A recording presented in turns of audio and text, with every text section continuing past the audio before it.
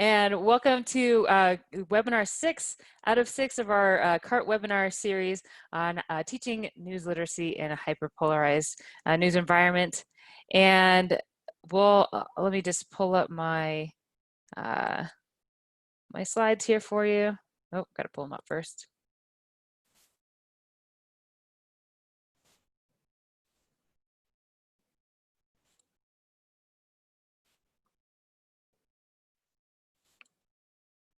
You're all on mute, but you can unmute yourself if you want to say hi, or if you have any questions as we go along.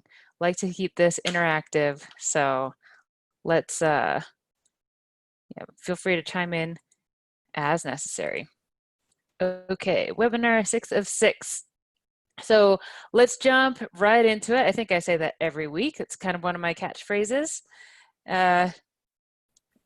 We've got, I'm just going to do a quick recap of the sessions for those of you who have not been on all the sessions before, but don't worry, they're all recorded and will be available to you. We're going to email you some stuff from this registration list, including all the stuff that we've got here on this agenda. So you'll have all the materials that I've promised you and all the recordings and things like that within the next couple of days after the session, okay?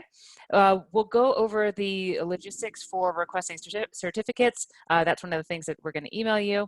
And then we'll just go over briefly the CART pricing and the subscription terms, like the different lengths, if you're interested in getting that and actually using that for your classrooms. But then we'll also talk about some use case examples for whether you're in the library or whether you're in the classroom. Whether you're planning on doing this type of news literacy education short term versus long term. And then we'll get into a couple of unique things about this time, which I think is important to address, and where this work can really make an impact and be important. We'll talk about how to use the topic of news polarization, the lens of news polarization, to talk about race, which is, we're talking about lots of difficult topics in general when we're talking about the news. Throughout these sessions, I've encouraged you to, take the challenge head on and bring difficult topics into the classroom just because it's so necessary. One of those very difficult topics is race, and I know there are new anti-racism initiatives and education. A lot of schools have taken on new programs around that specifically. And so I'd like you to be able to feel comfortable using CART as a tool specifically to talk about the difficult issues of race. And then teaching news literacy during a pandemic. Then we'll leave some time for questions at the end. And during this section about using news polarization to talk about race, we'll do everyone's favorite thing, which is look at some articles about how different things are covered across the spectrum, which is maddening and enlightening all at the same time. All right, so the logistics for the certificate, if you are looking to get professional development credit or continuing education credit, then we're going to email you a form. It's just going to be a link to like an online form on our site that asks for your name, your school, or organization. That's the school organization part will be optional. And then it'll have you just check of the 6 boxes which ones you attended. And if you either attended live or you watched the videos, go ahead and check the box. It's honor system self-certification, and then we'll email you a completed certificate saying the number of hours you completed. So if you completed all 6, it'll be 6 hours. And then we'll have, this says form on site through, and I forgot to finish it, but the form will be on the site with the videos through the end of August. And at that point, the content won't necessarily be up to date, so we will put that in the back office. So for CART members, you'll always be able to access these recordings if you want, but we're not going to leave them up on the site. So the form will be on that same page for CART educator materials. Okay, so real quick, wanted to just go over the nuts and bolts of the pricing and terms for CART.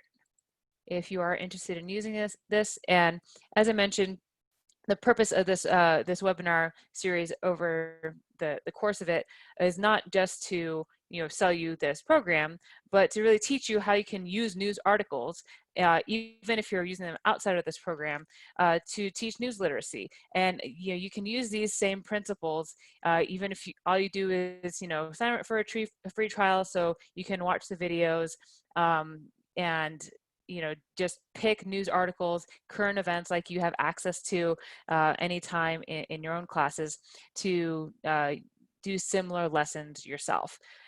We know that budgets are always tight in education, for some more than others, and at this time more than at other times. So we really want to make as many resources available to you as possible.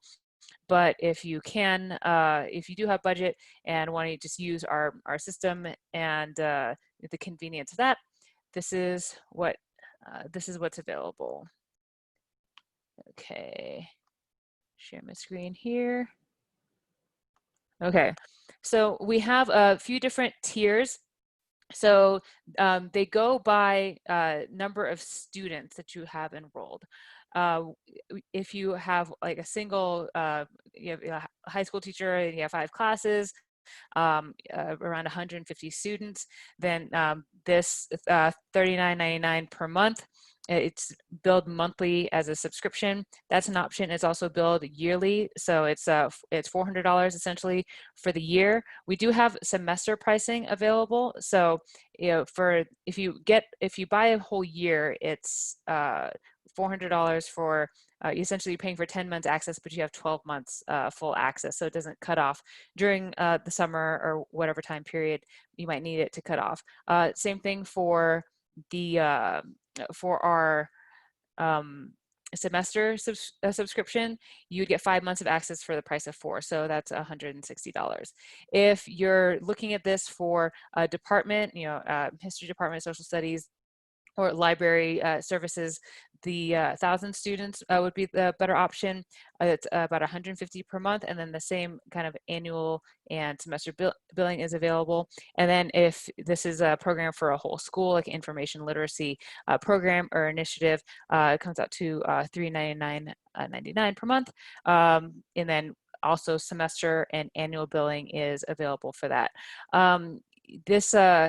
If you have fewer than 150 students, but this says it's for use by one educator, like we have it set up usually for one coordinator, and up to 150 students. But if you have a couple of there are a few teachers that want to use this, and it's less than 150 students, we will allow that as well. So that's our pricing. Like I said, the semester version is basically the monthly version times 4. All right. If you have any questions about that, please email us and we'll be happy to work with you. We do have the free trials available for the classroom version. So it's just an automatic 30-day free trial. You can sign up for that easily on our website, just by entering credit card information. If entering credit card information gives you heartburn just because of your, the payment things you have to jump through and reimbursement stuff you have to jump through at your own school, then just email us and we can set you up on a free trial without having to set up a credit card. And then all these can be purchased directly on our site, but we understand that there are various logistical things that you need to deal with at your various school districts. So, POs and W-9s, and some schools will require something called a sole source letter, meaning that we have to certify that we're the only provider of this particular software platform, which we are. We can provide that for you as well. And we're also fully compliant with the strictest of data privacy laws, because I know that's a concern, and there's some recent legislation, I think in New York, about vendors for schools having access to student data. So all we collect from students is first name, last name, and email address. We don't share that with anybody. We don't use our ratings internally. We don't do anything with the data at all. And and so we are highly compliant with all that stuff. All right.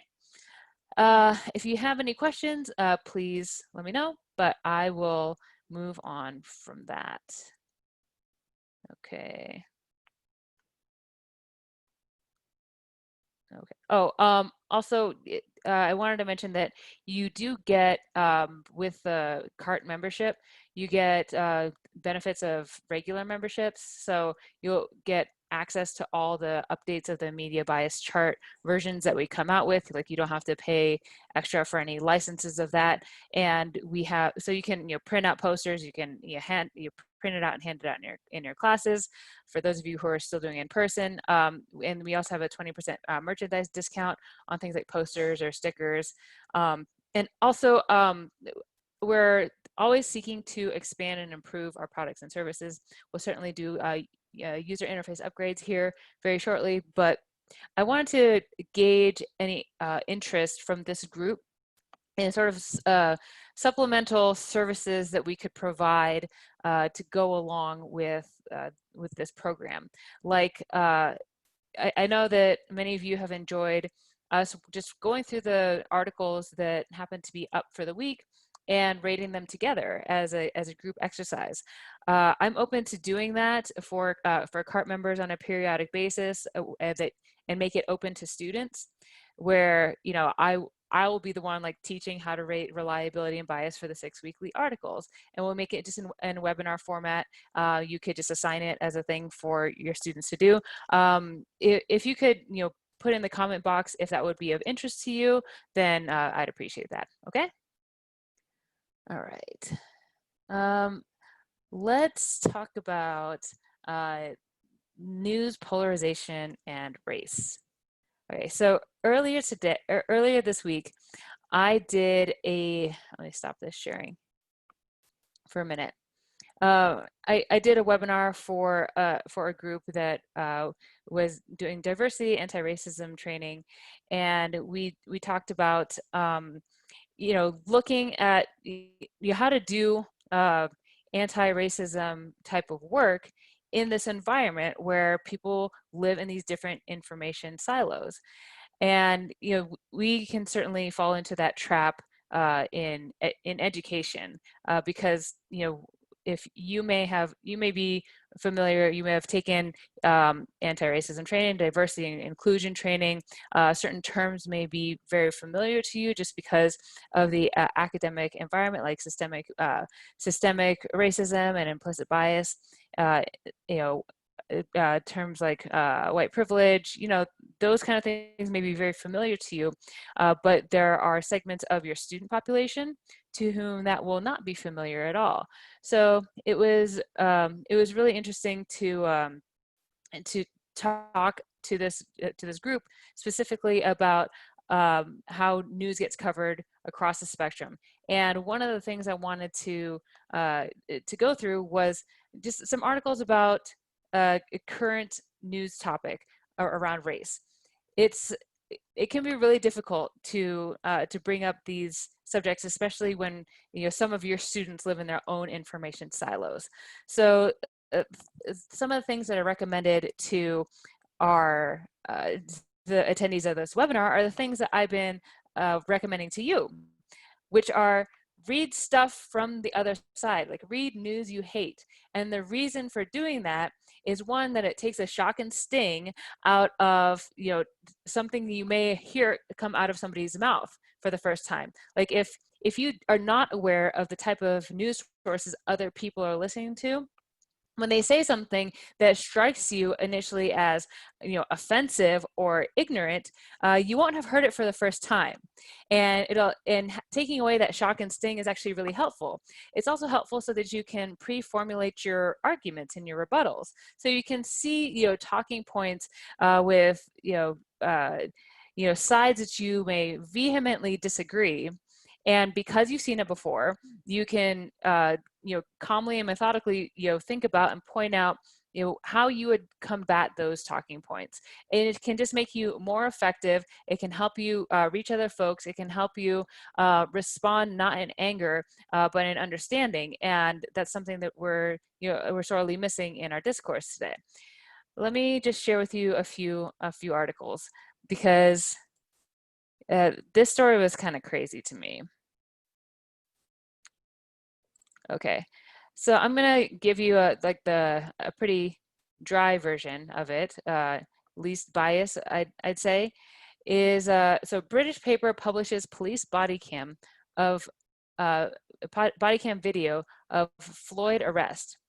So if you're unfamiliar with this story, well, let's just read what happened. Okay, these taking a look at the headline, that's pretty straightforward. So mugshots of the 4 officers is an interesting choice for the lead graphic. Not inappropriate, but certainly that's a choice, right? Okay. I'll get to those questions in a minute. Our Minnesota court is investigating how a British newspaper obtained police body camera footage showing the arrest and death of George Floyd. The Daily Mail on Monday, and if you are not familiar with the Daily Mail, it's kind of this middling reliability, slightly to the right British tabloid. Not a super great reputation for reliability. On Monday, they published parts of videos from 2 Minneapolis police officers involved in Floyd's arrest on May 25th.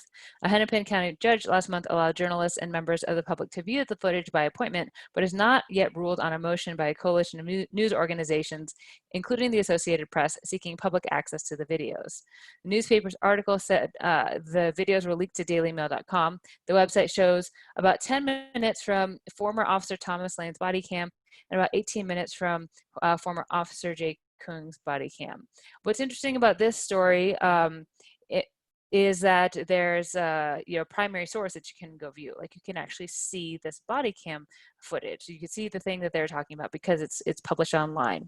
When it comes to coverage of protests, there happens to be a lot of primary sources. There happen to be a lot of live video shot of protests and riots and destruction and everything that that goes along with that. So in these types of stories, really helpful to start with that primary source, because you and your students can kind of formulate based on your own judgment, background, morality, what you think this video shows before you read a more biased account of what it shows, which would tell you how to feel about it. Okay. So this really focuses mostly on the leak. Hennepin County District Court spokesman Spencer Bickett told the Star Tribune an investigation is underway into the leak, but declined further comment. If you go along, it doesn't really talk much about the video itself. The story is really about, this paper leaked this video. So it gives you a little bit of background to the fact that, this is, the story is probably incomplete because there's just some video that wasn't supposed, like, under the the setting allowed by the court. This is not supposed to be made part of like the public record at the moment. Okay, so here's another neutral-ish source. USA Today. It's pretty high on our chart for reliability, pretty minimally biased. A couple of other things to note. Let's look at the topic, or the title. Leaked police body cam video of George Floyd's arrest, final moments published for the first time. So this talks a bit more about the contents of the video itself. So newly published body camera footage shows the initial moments of George Floyd's arrest and the final moments of his life. Note that if you read the rest of the story, this is about the video that came out before, like, the well-publicized video of the officer kneeling on George Floyd for almost 9 minutes. This is different from that. Okay. What's going on with the image? Yeah, this image is weird. This image is it should actually be a video. That's weird. Today in history, August 5th. Oh, it's Marilyn Monroe. It's because that's what happened on that day. That's why. Yeah, today in history. When I first opened up this article, it was a video still of what it Yeah, I think this is just kind of a glitch in their site, because obviously, like, Marilyn Monroe has nothing to do with the story, and this is it was an interview with an AP reporter who was talking about what the contents of the video were, having, because he had viewed it. Okay, so let's let's okay. So here are the things that they highlight from what part of from the actual video that was shown. So Lane approaches Floyd and tries to get him out of his vehicle while pointing a gun at him. Floyd pleads with the officer, saying, "Please don't shoot me, Mr. Officer." So that's the first thing that's said. Um, the transcripts say George Floyd told officers he couldn't breathe nearly 30 times. Newly released body cam transcripts show. Officers take his name and date of birth and tell him they're stopping him because he allegedly used a counterfeit bill. They lead him toward a squad car and Floyd drops to the ground, begging not to be put inside. Officers handcuff Floyd and tell him to stop resisting. At one point, Lane says he thinks Floyd was on something. "Why is he getting all squirrely and not showing us his hands and just being all weird like that?" he asks Floyd's girlfriend, Shawanda Hill. "I have no clue," she responds, "because he's been shot before. He had problems all the time when they come, especially when that man put that gun like that." Floyd repeatedly tells officers he's claustrophobic and has anxiety as he resists being put in the car. "I'm claustrophobic for real," Floyd says. "I'm going to die in here. I'm going to die, man." Officers pull him into the car as he tells them he can't breathe. Floyd is then forced onto the pavement where he can be heard calling out for his mother and repeatedly insisting he can't breathe. So this is, it goes on just for a little bit more, but those are highlights. And if you watch the video, those are accurate highlights. And, you know, that gives you a picture of, you know, the fact that there was some kind of confrontation that may or may not be material to the rest of the events that happened. Well, you know, ultimately his being knelt on and dying from it. So it's a totally different world when you look at the left and right viewpoints of it. This was covered a lot in right-wing media. So I'm not sure if you saw, you know, a couple of days ago, Tucker Carlson, he had a big segment about this, and it was to the effect of, like, you know, we're not getting the whole story, and, you know, how come the public hasn't been allowed to see this, and this changes everything. Like, you know, it was something that the right-wing media has run with to this effect. So if you just look at this title from the Daily Wire is highly influential, especially on Facebook, has some of the largest followings of any Facebook page or group. And Matt Walsh is a well-known controversial conservative blogger. Says George Floyd body cam footage is out. The story is far more complicated than the media led us to believe. So already there in the title, you know, what are you hearing? What are you seeing about, like, what can you point out that's in and of itself just putting a spin on this event? Yeah, I mean, certainly opinion. Yeah, implying the media lied. You know, bashing the media is kind of a you know, right-wing thing. Very opinionated. The story is far more complicated. So it's kind of alluding to some,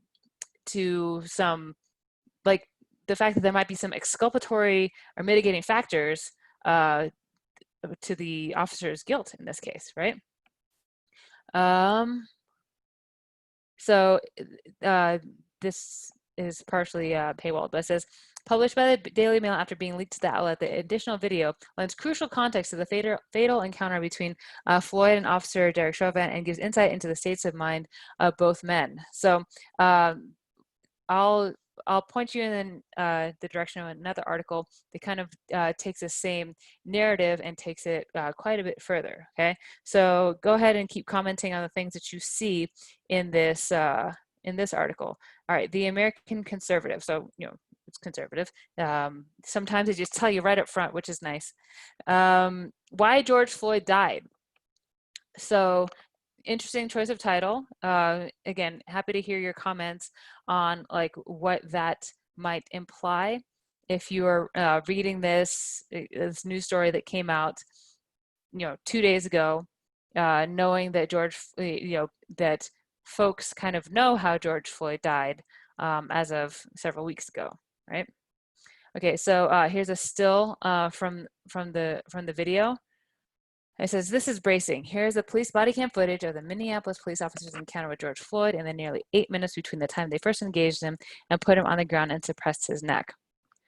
I do encourage you to watch a video, and this is, again, we're doing kind of two levels of difficulty here.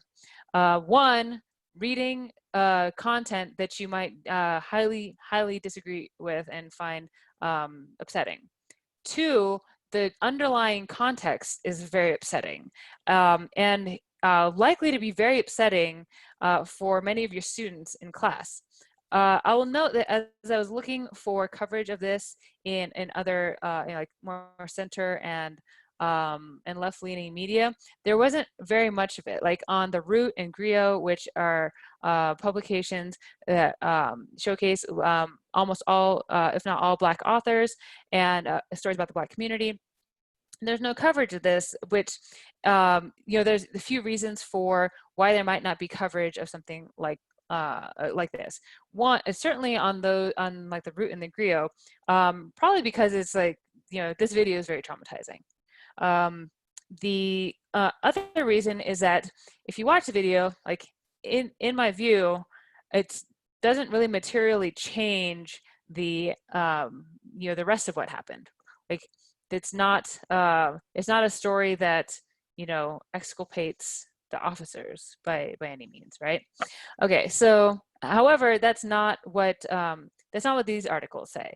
It says early one of the officers has a gun on him and tells him repeatedly to put his hands on the wheel. Floyd says, "I got shot the same way before." "Well then," says the cop, "put your hands on the wheel when I tell you to." The police tell him repeatedly to get out of the car, but he keeps saying, "Please don't shoot me, please don't shoot me," yet he refuses to obey them. At the 8:28 moment, Floyd says, "I just lost my mom, man." He was lying about that, in parentheses. If you run this to ground and do a fact check on that, that's misleading. He had lost his mom like within the last couple of years. For them to say like he's lying about saying "I just lost my mom," that's really kind of a judgment call on what just means, and saying he is lying is also a pretty harsh judgment call as well. At the 1:51 point, a female voice is heard saying, "Stop resisting." Floyd continues to resist arrest as they're trying to cuff him. About the 2:12 point, the officer says again, "Stop resisting." So in just his first paragraph, you got a lot of language around resisting arrest, and that's something to bring up and talk about in your in classes when you're discussing race, right? Like this can naturally lead to a discussion about how Black people feel about encounters with the police, and common narratives around like justifying and rationalizing disproportionate acts of violence by police against communities of color by saying, well, if they just didn't resist arrest, there would be no problem, right?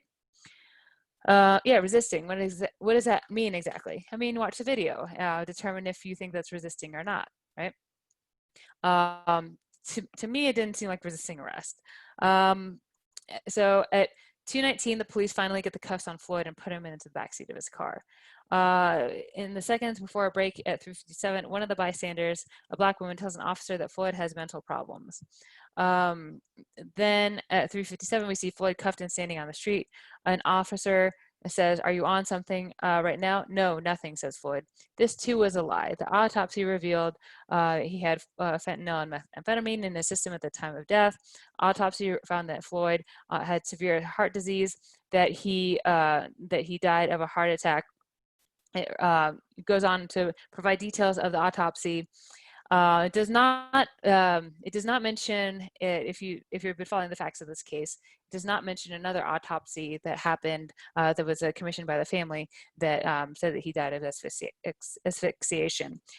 All right, so this so there's essentially quite a bit of commentary here.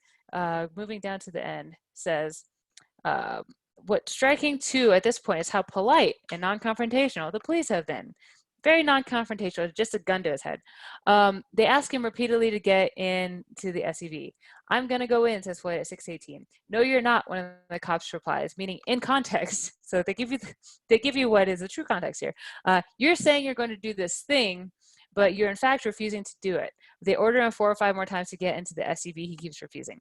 Okay, so the focus here is on this arrest, on the resisting of the arrest. Okay, let's just take a step back and look at kind of just the opposite way of looking at it. The Daily Beast. Okay, this is a shorter version, but it says newly released body cam footage shows the full horror of George Floyd's arrest. And full horror is certainly one way to characterize it, especially if you like find the incident itself and like the actual like kneeling on his neck for 8 minutes while he dies to be horrible in the first place. Like the minutes leading up to it where he's saying like he's been shot before, please don't kill me, before they even put him on the ground, is actually quite horrifying to me. Again, it's I think it's important for students to watch a primary source like this before diving into the spin around it. Okay, and then you can revisit the spin and put it in context. So it says newly revealed body cam footage from 2 of the police officers charged in George Floyd's death revealed greater details surrounding the horrific arrest that led to his demise. The footage obtained by Daily Mail, etc. Okay, it shows Floyd's horror when Lane points a gun at his head as he begs not to be shot, telling them he has been shot before. The video also shows him asking for compassion as he told officers he suffers from claustrophobia, anxiety, while he resists being put in the back of the officer's police car. The officers repeatedly swear at Floyd in the footage, even as he sobs. His ex, Shawanda Hill, who had been in Floyd's car, suggests to the officers that he was afraid of police that the video shows. Okay, so short but drastically different telling than the first one. Okay, so if you just take a step back, I don't know if you're on Facebook, if you're on Twitter, if you see people that you agree with and disagree with sharing various memes, but one of the things that happens from spin from news articles like this is they get transformed into memes. So there's a whole section of Facebook that has disparaging things about George Floyd based on the things that they'll call out in an article like this, saying he's on drugs, and this Daily Wire one said pointed to a prior conviction or prior misdemeanor felony or something like that. So that becomes a focus in a polarizing context on social media. So your students may have been exposed to that. I mean, it's really common for students to be getting their ideas and their knowledge of the facts just simply from a Facebook meme. They might say something like, "Oh, I heard George Floyd was on drugs and he had robbed a woman before," or something like that, right? Really important to have students read articles from across the spectrum on something complicated like this, so they can do the things we've been talking about, like create a list of what exactly happened here and what does it mean, and then introduce the nuance and context of such a difficult topic, because I think you'll find it generates really good discussion. This talking about the news, you've probably experienced this in your own classrooms, talking about the media bias chart. It brings in it just generates lots of discussion. I'm going to stop. Yes, I think it's important not to require students to watch such traumatizing footage. Absolutely. So any questions, comments? I'm going to take a look at this chat box just to make sure I'm not missing anything, but if you want to take yourself off mute and ask any questions at the moment. Okay, it'd be interesting, David Walsh said, it would be interesting to have a webinar for students discussing the application of critical thinking on media. For example, an intro on the use of language, characteristics of conspiracy theories, reliability of source, etc., followed by a discussion on a particular recent social media video or news article. Yep, I mean, these kind of discussions are, people like these. So we do have a lot of videos on this already. I've done quite a few webinars. So that's under the More Educator Materials tab. I do intros of, you know, I have a webinar on how to spot conspiracy theories, that the handout that I showed you last week that I will email to you. I have a webinar on like news polarization around George Floyd's death. Those from a few weeks ago. So yeah, feel free to use all those things. Okay. All right, thanks for those comments about, okay, Dear Martin, I'll check out the book. Thanks, Jackie. All right, let me talk a little bit about, I'm gonna back out here for a second, go higher level, and talk about various use cases. I accidentally skipped this part. I meant to do this part earlier, and I just got really excited and jumped into the actual articles themselves, because that's what I like to do. I'm going to stop sharing here. Go ahead and share my webinar slides again. Oh, I don't have a slide for that. I'll just, you can see my face and everybody else's faces for now. Okay, so use cases for the library versus classroom. So can I just check in with you all? Are any of you librarians? If you can, okay, got a handful on here. If you could say that in a comment box. Okay, few librarians here. Awesome. Does anybody already use a media bias chart or any of our other materials in a library guide? If you do, that'd be great. Yes, feel like we do provide, we sell downloads to our media bias chart online, but again, for budgetary reasons, if folks can't afford it for any reason, just email us at copyright@advantesmedia.com, and we'll be happy to provide a complimentary copy for you, so you can include that in there.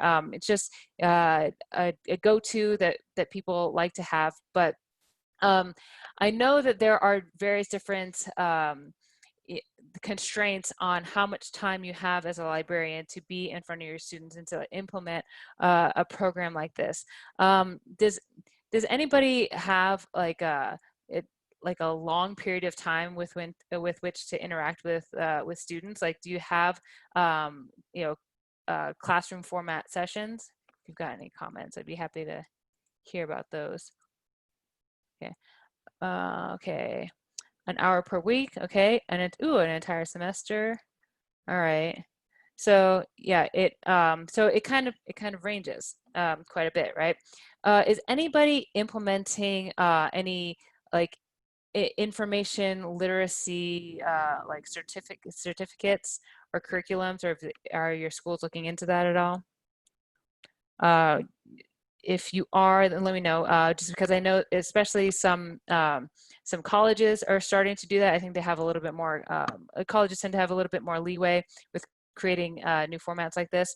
So for something like that, for like a creation of a new information literacy curriculum, yeah, our CART program is something that you can assign, and you kind of scale up and down based on how much time you have available, because we've got the 37 minutes of video, and if you wanted students to learn more and do stuff on their own, you could certainly have them watch a number of our existing hour-long webinars, and you could have them based on however many hours the course was to complete. If you had 5 hours or 10 hours or what have you, you could have them, rate like rating 6 articles. It's probably about an hour and a half worth of work for a single assignment.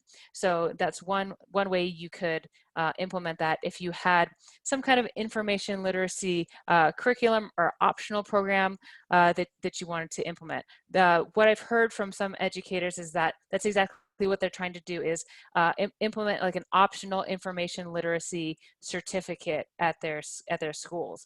So it's something that's interesting. It's something that's like opt-in, but something that they can put on their resume. Okay, let's see. Developing a new curriculum for our high school. Newspaper is no longer available. Oh, that's a shame. Taking on news broadcast and broadcast production class. The University of Washington has a calling bullshit course. Okay. All right. Yeah. Well, thanks for your input on that. So, the use case when you have time with students is kind of obvious. Like, just use CART as much or as little as possible. Like for every week we put articles in there, and you can have them rate as many or as few as you want.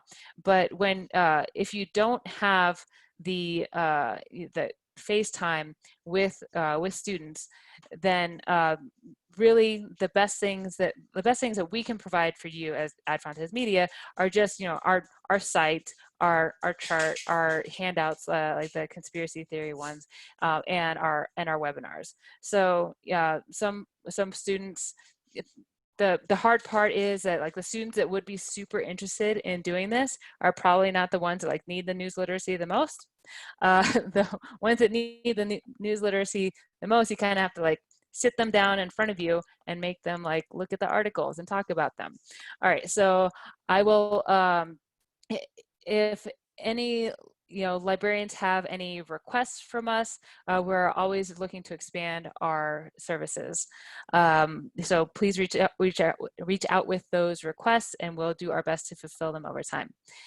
Yes, eat your vegetables. Read read the news that you hate. All right. So yes, please feel free to use any of our resources. Some suggestions for whether you're going to use this kind of this program, if you're actually going to implement this CART program, if you're going to do this for like any term less than a month, like if this is not, I'd love if like somebody just had a whole class that was just teaching news literacy using evaluation of articles, right? But since that's not a possibility for like 99% of teachers out there, because you've got your existing curriculums, and I think you also have some other things to teach, maybe a few things, one or two things. Here, teach them everything. Oh, also do it online. Make sure they're engaged. Yeah, lots of challenges you all face. But for your AP Language and Lit, for your any classes like your government, civics, your any class that incorporates current events, I really encourage the ongoing use of this throughout a period of time, even if you don't have a lot of time like at once to dedicate to this.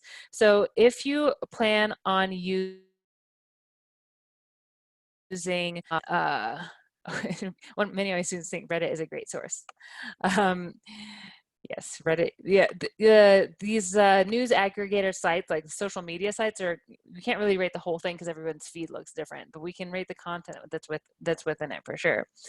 What was I saying? Oh, so if you're going to just want to teach this as just like a unit, you just want to like get in and out, you teach students this concept, and you have like less than a month to do it, like maybe you have a week, maybe it's only just part of a unit, and you have a couple days to cover it, I highly recommend just introducing them to the blank media bias chart first, then then show them the full media bias chart, like where we have the sources rated, and then jump into use like a 30-day free trial, so you can go over like just the very basics of like reliability and bias, and do the simple methodology where you go through with them, like I went through with you, just 3 articles, one super left, one super right, one like right in the middle. Like make it easy for them, just because again, this may be a total revelation, like just the comparing and contrasting on one story could open their eyes and make them see something that they hadn't seen before. So walk through and ask them the similar questions that I asked you. All right, where would you, let's read through this all together. What jumps out at you? Let's talk about reliability. How reliable do you think this is? Why? Let's talk about bias. How biased do you think this is, left and right? why, and you'll generate a richness of discussion just out of that, right? So you have less than a month, and no more than 3 articles. Make them easy articles. They don't have to be our articles. They can be yours, whatever. But if you got the 30-day free trial, we throw them in there, and it's just easy for you to use. Okay. If you're doing this long term, like if you do have time to do this over an entire school year, I think that's ideal, because then you can really ingrain a lot of political knowledge into your class, because we're going to be covering so many different topics. And having students actually have an assignment of 6 articles a week is kind of a lot. It's time consuming. It would probably take them an hour to actually do it well. If you have time for that, great, but you probably don't. But if you don't, then periodically at whatever intervals, our program will be there for you. So like if you want to do this like once every 2 weeks or once a month, articles will be there for you at any time throughout the year. And then you can kind of meet your current events requirements, and you can have them get better at news literacy over the year. If you're going to do that, then I just recommend assigning the videos, spending more time on methodology stuff in that first month, and see how well they do. All right. Let's see. Oh, so you're teaching during a pandemic, and I know that the shift from online to in-person might, there might be a lot of disruption there. So one thing that's useful about this is that, like, even if you are in person, like all the assignments are done online. So whether you have split remote classes, like with some in person and some online, you can assign your students the same things. If you start all in person and then you go online, you don't have to shift much with this. So it's kind of a thing to keep in your back pocket. Like if you need hours of content, again, please feel free to use our webinars. We just want to be there and make it as easy as possible for you during this difficult time where you've got to teach under really extraordinary circumstances. Okay. And when you're teaching online, like when you're teaching via Zoom, I never have a problem getting engagement from folks when I'm going through articles and asking them what they think about the articles. Now, of course, you all are A students and you love this subject, but I'm talking about other audiences too, right? Audiences who are like, they don't know who I am. They don't know what they're getting into. You start putting in current events and stuff that's highly polarizing and engaging in front of them, you'll get student engagement. So just ask them, what do you think about the reliability? What do you think about the bias? Why? This is one of those, and if, I said I live with a teacher, and one of the things that she's concerned about is like, how do I engage students through this? How do I reach them to them through this Zoom screen? I already have such a hard time when they're in person. This can really help, and so I hope you try it. Okay, I hope you try the article reading thing in particular, even if you don't use Cart. Like, I hope you just put up some articles and have them read them. Okay, all right. Any questions? Well, let me make sure that I have caught any questions on here. Okay.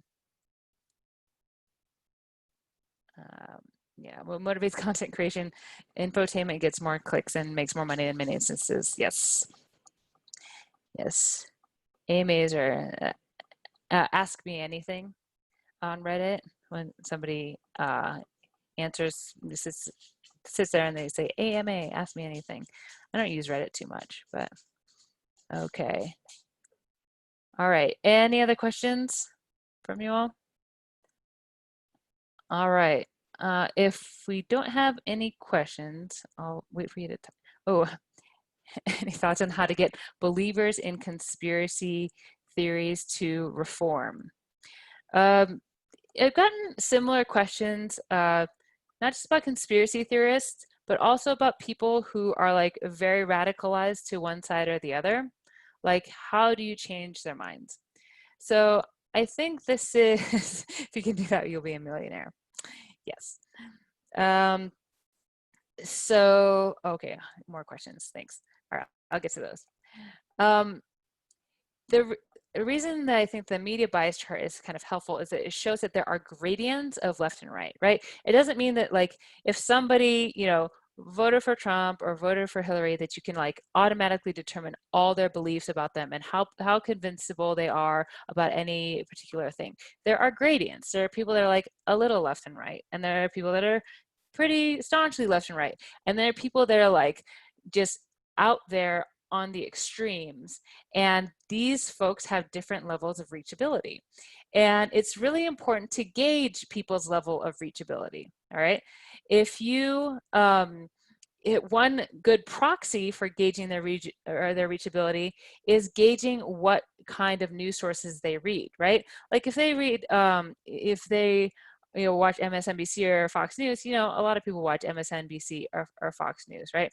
But if you're watching like conspiracy, if you're watching like some of the most you know really out there on the left content from the Young Turks, which is really polarizing left-wing news content site, that person may be harder to convince of anything contrary to their beliefs. Same thing if somebody's like reading InfoWars. I'm not saying that those things are equivalent, but just as examples. Okay, if they're reading very, very extreme sources, the chances that you're going to be able to convince them are low. But you want to work on and work with people that you have a chance who do want to engage in good faith and who do want to come to some kind of like mutual understanding. So using their news sources as a proxy for how reachable they are, I find as useful. If you think they're unreachable, don't waste your time. I think that some folks have a really have a low threshold, a low cutoff for what they'll say is like wasting your time. They'll say like, well, if you voted for Trump, then you're racist, and we don't share morals, and we can't be friends, and unfriend you, right? I think that's too extreme. Like I think that's a really high or low bar, however you want to set it. Right, so distinguish between your friends who are engaging and disagreeing in good faith and friends who are not. Regarding conspiracy theories, I saw some really good tips online the other day. I wish I could say where it was from, but asking people to go through like what it is exactly they believe happened is helpful. So when somebody, I go through this in a bit of detail, David, on my webinar called How to Spot Conspiracy Theories. So we like take a deep dive into a particular conspiracy theory about Bill Gates created the coronavirus and is going to microchip you with a vaccine / kill you and the world population. So that sounds crazy. That one is true. Right. Okay. So I actually walked through some like sites where you can actually read that story, chase down some links, and talk about how you can like sit down with somebody and like research stuff online together, right? That's actually pretty fun to do. If somebody won't sit down with you and look at information with you together, they might not be engaging in good faith. They might not be reachable. But if you can sit down together, that's usually helpful. Another reason why that's helpful is because sometimes you don't know the facts, and you don't want to just be like, well, that's not true. Like if somebody says, well, Bill Gates has a patent on coronavirus, and you say, well, that sounds ridiculous to you. So you say, well, that's not true. Well, there's like some truth to that. It's not exactly Bill Gates patented this coronavirus, but like there's a link out there that has, coronavirus as a title. There's more facts to it. There's like something behind that that assertion. Okay, so you want to be sure of your own facts at the same time. Okay, hope that's helpful. Let me see other questions. Okay, interested in how our analysts score articles compared to our ratings. Is there an easy way to see this? Yes. So every week we post our 6 articles from the week before on our site. So we post them like after, so your students can't cheat. if they're doing this as a homework assignment. But let me show you our weekly rated articles. So if you just go here, oh, where is it? Where's our weekly rated articles? My web developer moved it, so I can't find it. Individual news sources. No, it's on our site somewhere, I swear. Nope, that's not it. Weekly rated articles, they're there. Okay.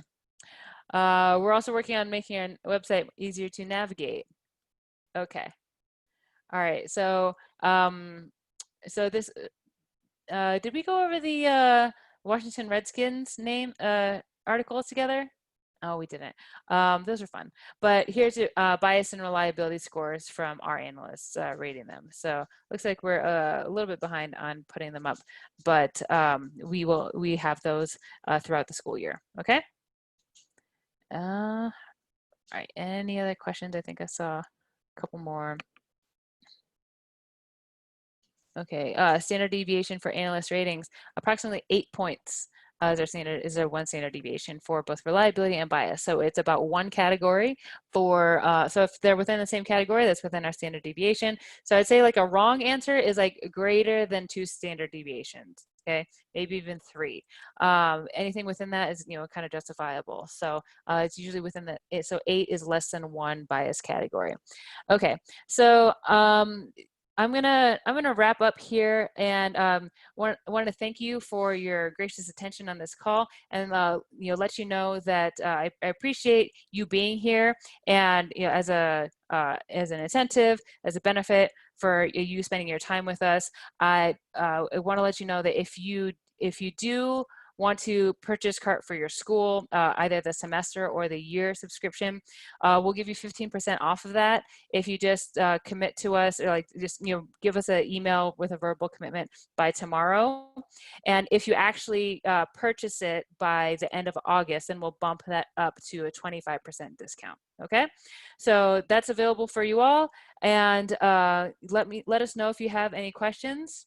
Really appreciate your time and getting to know you all. Thank you. It was great. Thank you. Bye. Thanks for everything, Vanessa. This is awesome. Thank you. Really glad you're able to make all the webinars. Bye, everyone. Bye.